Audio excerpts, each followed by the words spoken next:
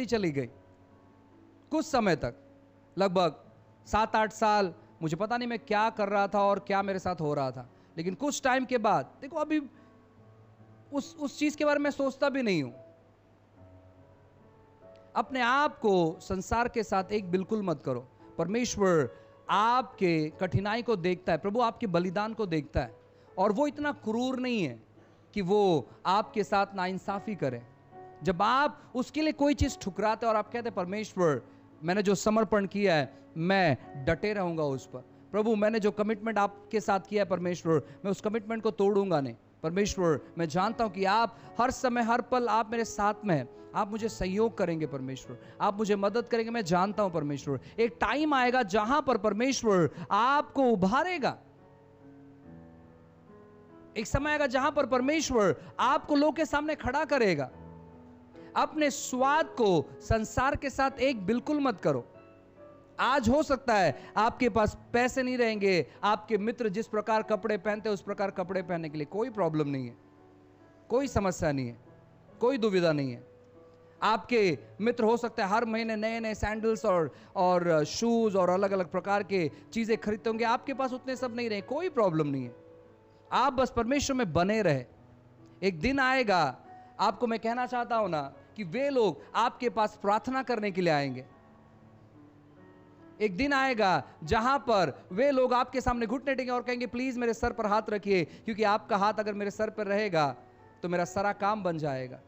लोग आकर आपके सामने ऐसे बात करेंगे। लेकिन अगर आप समझौता कर लेते हैं, याद रखिए कुछ टाइम के बाद आप किसी के सामने खड़े रहेंगे कि प्लीज आप मेरे लिए प्रार्थना करें। आप कहें नहीं पास्टर, देखो हम तो प्रभु पे विश्वास करते हैं, ऐसा समय कभी नहीं आएगा। बाइबल कहता है कि जिस काम के लिए परमेश्वर ने आपको चुना है आप उस काम को करने में सही चाल चले, यानी आप सही कामों करें जिस काम को करने के लिए परमेश्वर ने आपको बुलाया।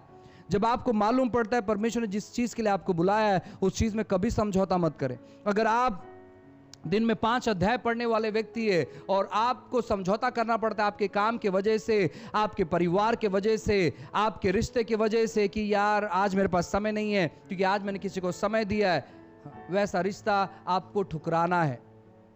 क्यों? क्योंकि जो चीजें आपको परमेश्वर से दूर लेकर जाती है वो चीजें कभी प्रभु की ओर से नहीं रहती है। पास्टर देखो, पहले मेरे पास जब मैं बराबर से चर्च में आ रहा था, जब मैं बहुत अच्छे से बाइबल पढ़ता था, प्रार्थना करता था, मेरे पास कोई काम नहीं था, मेरे पास कुछ पैसे नहीं थे। लेकिन आज देखो मेरे पास पैसे और जो भी चाहिए मैं सब कुछ कर सकता हूं। ये आपकी गलत फहमी है। आप एक सपने के दुनिया में जी रहे और बहुत ही जल्दी ये सपना टूटेगा, और जब सपना टूटेगा तब आपको वापस परमेश्वर की याद आएगी कि सच में परमेश्वर वो दिन बहुत अच्छे थे, वो दिन बहुत अच्छे थे। आज काफी सारे लोग जो सेवकाई में नहीं है, लोग मिलकर इसी प्रकार का बात करते, क्या समय था वो, क्या प्रार्थना करते थे। समय बिल्कुल भी गया नहीं है। परमेश्वर आज भी आपकी ओर आस लगाकर बैठा हुआ है और आज भी वो आपको पृथ्वी का नमक कहता है। अपने स्वाद को बिगाड़ो मत। अगर आपका स्वाद किसी भी तौर पर बिगड़ा हुआ है, परमेश्वर के पास आओ, परमेश्वर के पास आओ। वो सड़े हुए वस्तु को अगर अच्छा कर सकता है तो वो आपका स्वाद जो बिगड़ा हुआ है वो आपका स्वाद वापस बना सकता है।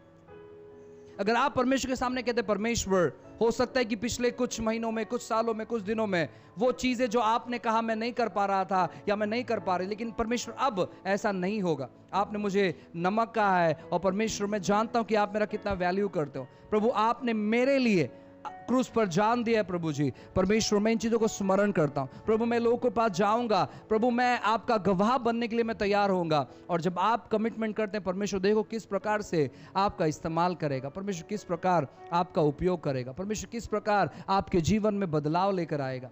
परमेश्वर के साथ समर्पित हो जाइए और देखिए परमेश्वर कैसे आपको एक शूरवीर सुरमा बनाएगा। हालेलुया। परमेश्वर बहुत अद्भुत है, परमेश्वर महान है। उसको मौका तो देकर देखिए। आपके जो भी चोट है, आपके जो भी घाव है, उस पर मलहम पट्टी करिए और देखिए जब आप अपने आप को हील करते हैं, जब आप अपने आप को चंगा करते हैं, परमेश्वर की उपस्थिति में जाकर आप